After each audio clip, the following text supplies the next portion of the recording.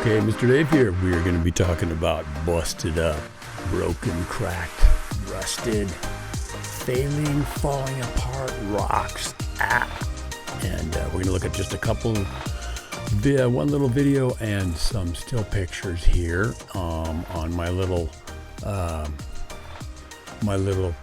fake rock project review. This is a repair job, as you will see when I move my big head out of the picture here and shrink me down. So we'll put me over up here, let's say, and now look at that stuff, man. Wow. Talk about rust, talk about old, talk about tired. And this is the same contractor I have been rebuilding for decades. I don't remember the name of them, but they'd put the rebar together, then they'd hog ring diamond lath. You can see that stuff over here, right over here, and then they'd put mortar on top. They didn't even use, as far as I can tell, concrete. They used mortar. Mortar is not as strong as concrete. There's no pea gravel or aggregate in there to give it some of that increased PSI or strength. So structurally, it's just not the same. It's mortar mix, as awesome as that can be. I think there are mortar mixes that have high PSI, but PSI. But in this case, that's not what we're looking at here. And so then they put chicken wire on the outside occasionally. I don't know, when I look at that left little corner there, if that's chicken wire. I think that's just more the diamond lath stretched out, yeah. So a lot of jobs out there that are rebuild, repairs, and I'm telling you, it's good money. You really want a solid contract. All those contracts that I have out there with clients on remodel rebuilds have no warranty on them. Virtually at all. Anything that I add to it, maybe I think I've got a clause in there for material that I brought in, but I essentially just are hands off. Someone else built this thing. How they built it, I don't know. So exactly, and so I definitely don't take responsibility for what's already there and what could happen in the future, because this whole process you see here of rusting out, that will continue because these projects are all built the same way. Let's move back out here. And you can see the system, this technique of texturing that this contractor did.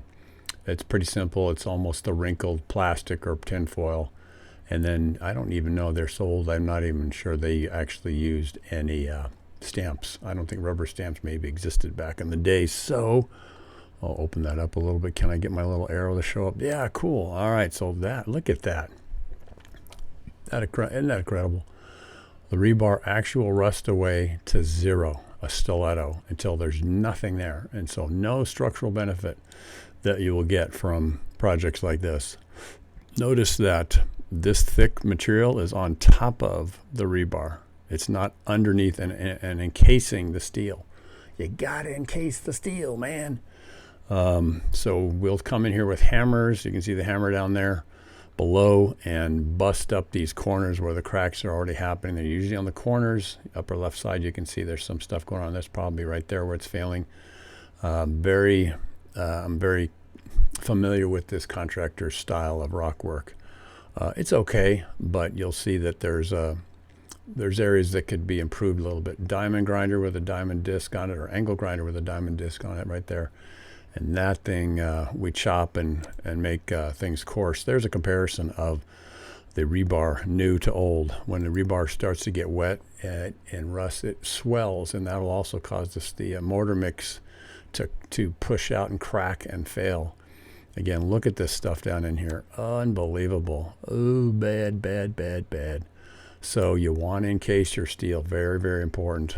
Always remember to do that. Moving forward, we have chicken scratches, what I just call them. That's the diamond disc. We braid and scratch and saw cut all through the areas we're going to be adding concrete to, and we do use concrete with the addition of acrylic admixes. You want that acrylic in there. It helps keep the water out, increases the stickiness of it, so it adheres best or better to the surfaces you're adding it to.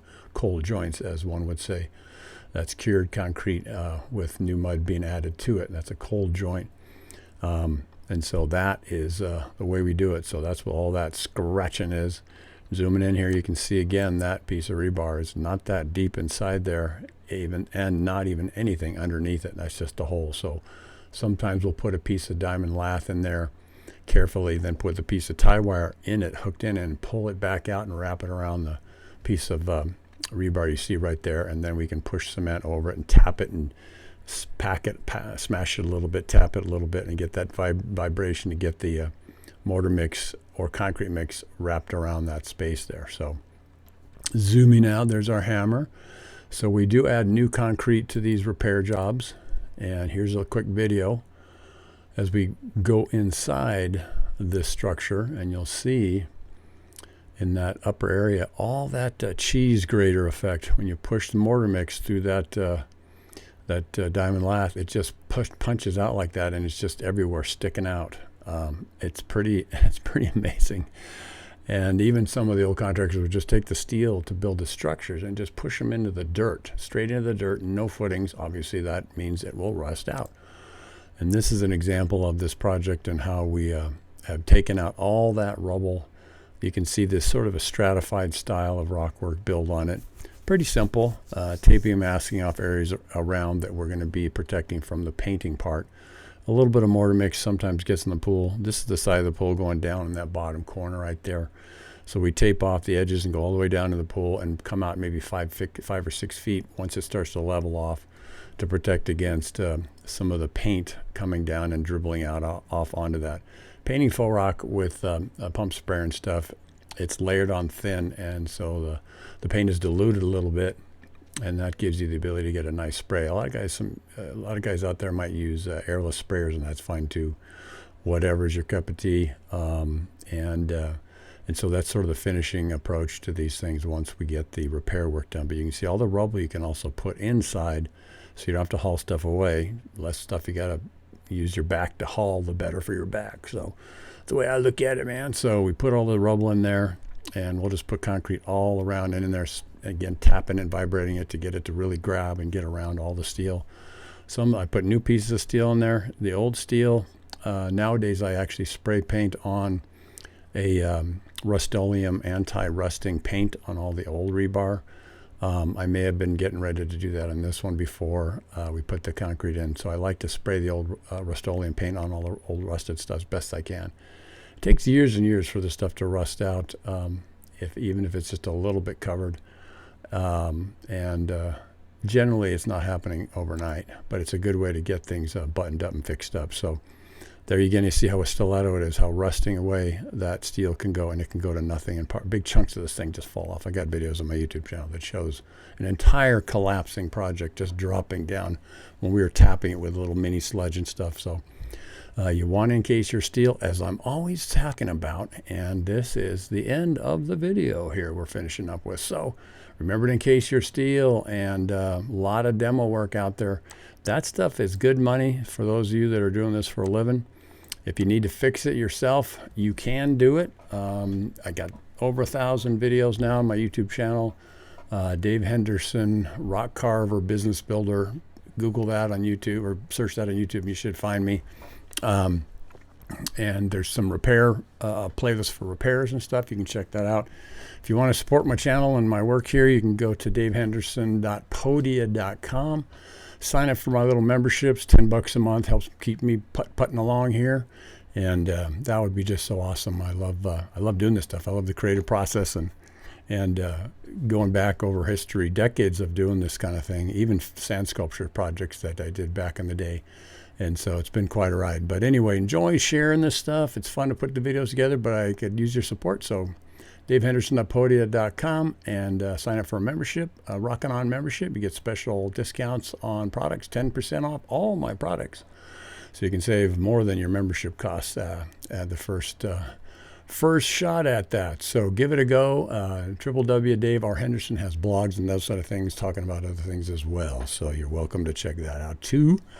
And anyway, give me any questions, give me feedback on what you see, what you'd like to see in the fake rock world, or starting your own business. And I've done that a couple of times, and being able to do what I love for a living. And I even have a course on that too, which is really awesome. So anyway, God bless you guys. I look forward to your feedback when you get a chance. If you have any questions, let me know, and I will try to help you.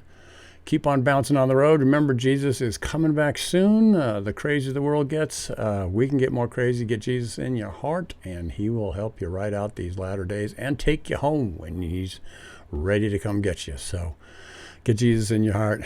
We all need him. We're not supposed to run this whole program by ourselves or bear these burdens by ourselves. It's too much. We're not made for that. We need God's help. So God bless you again. Thanks for watching. I hope to see you on the next little ride down the memory lane to Mr. Dave's projects. And so we're looking at here how to fix fake rock that's rusted out. All right, have a good day, and we'll talk to you next time. Bye.